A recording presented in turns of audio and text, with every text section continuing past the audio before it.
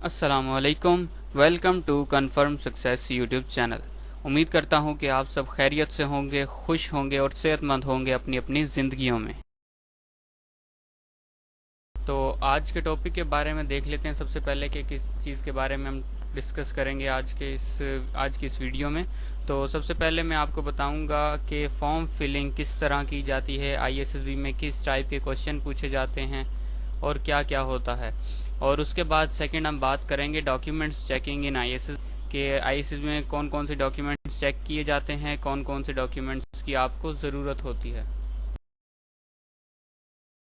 पहले हम बात करते हैं टाइप्स ऑफ क्वेश्चंस, यानी जो आपसे बायोडाटा फॉर्म में पूछे जाते हैं। उसमें सबसे पहले आपके बारे में पूछा जाता है, आपकी फैमिली के बारे में पूछा जाता है, आपकी क्वालिफ़िकेशन क्या है, आपने कितनी तालीम हासिल की है उसके बारे में पूछा जाता है, आपकी हॉबीज़ क्या हैं और आप कौन सा गेम खेलना पसंद करते हैं, आपका स्पोर्ट्स वगैरह, ये सारी चीज़ें इनके बारे में जनरल आपसे पूछा जाता है।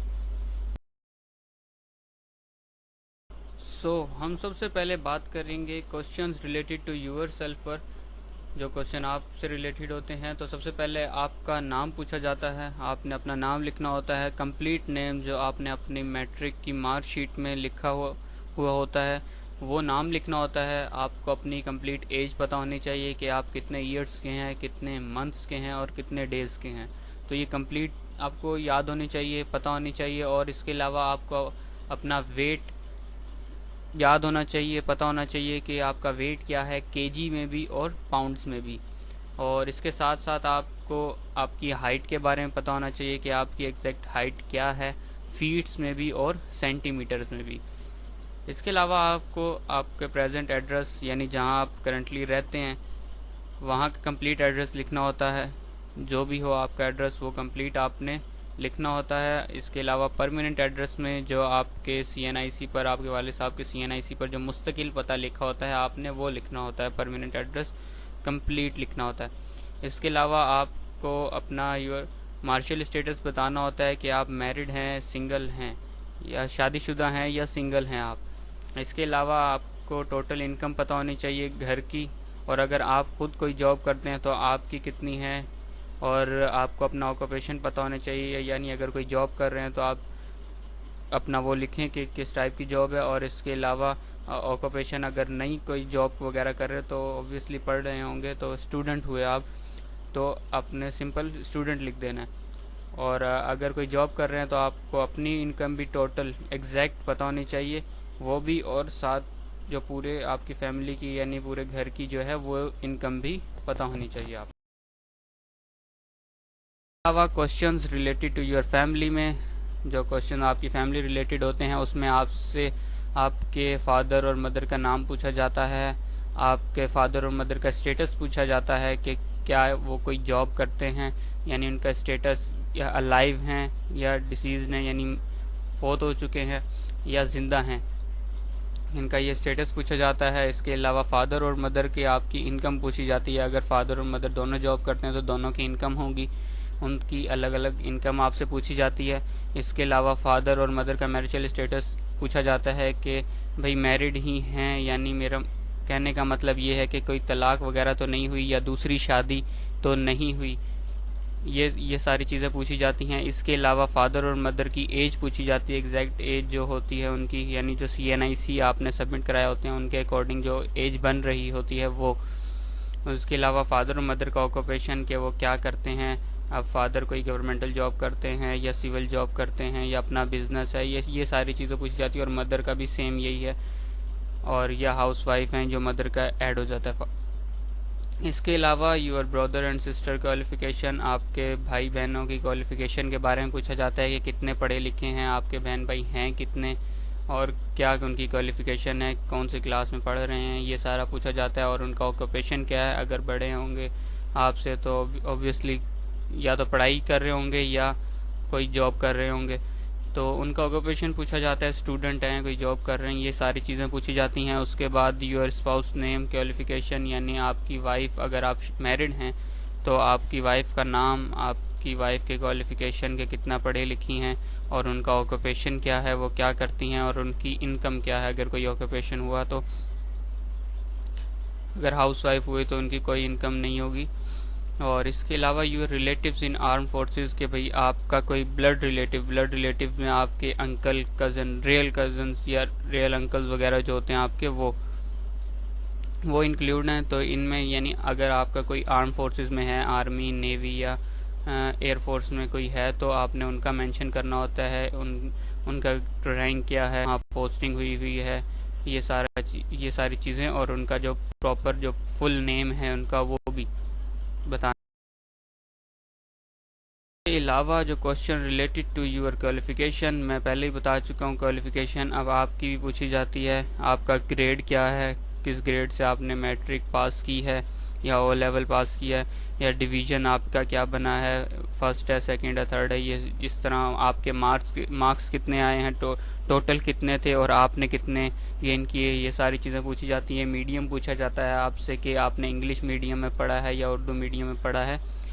और आपसे इंस्टीट्यूट पूछा जाता है कि जिस इंस्टीट्यूट से आपने पढ़ा है, जिस कॉलेज, जिस स्कूल से आपने पढ़ा है, उसका नाम वगैरह पूछा जाता है। और आपसे पासिंग ईयर पूछा जाता है कि भाई कौन से ईयर में आपने पास की थी अपनी मैट्रिक या ओ लेवल। और सेम उसी तरह आपसे आपके grade, division, marks, medium, institute और पासिंग ईयर पूछा जाएगा एफएससी का, कि एफएससी आपने कब की, किस ग्रेड से की, कौन सा डिवीज़न बना आपका और आपने कितने मार्क्स लिए, कौन सा मीडियम था आपका, इंग्लिश, उर्दू, और कौन सा इंस्टीट्यूट था, इंस्टीट्यूट कोई चेंज किया था, या पासिंग ईयर आपका कौन सा था, एफएससी आपने कब पास की।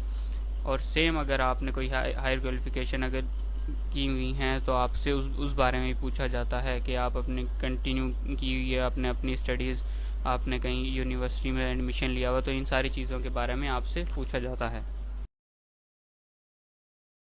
Questions related to your hobbies and games, तो आपकी हॉबीज़ और गेम्स के बारे में भी आपसे क्वेश्चंस किए जाते हैं उसमें, कि आपका फेवरेट गेम कौन सा है, आपका स्पोर्ट्स कौन सा है, यानी आप कौन सा गेम खेलते हो, कौन सा स्पोर्ट यानी खेला जाता है, यानी जो आप अपने फ्री टाइम में खेलते हो इस तरह, या कौन से गेम्स में आपकी एक्सपर्टीज़ हासिल हैं, तो वो क्रिकेट हो, फुटबॉल हो, बास्केटबॉल हो, बैडमिंटन हो, स्विमिंग हो, कुछ भी जो भी स्पोर्ट्स आपको पसंद हो, आपने वहाँ वो लिखने होते हैं। तो वही लिखें जो कि आप खेलते हैं, ताकि आपको उसके बारे में नॉलेज भी होगी और आपकी एक्सपर्टीज़ भी होंगी, तो ये आपका पॉजिटिव पॉइंट होता है।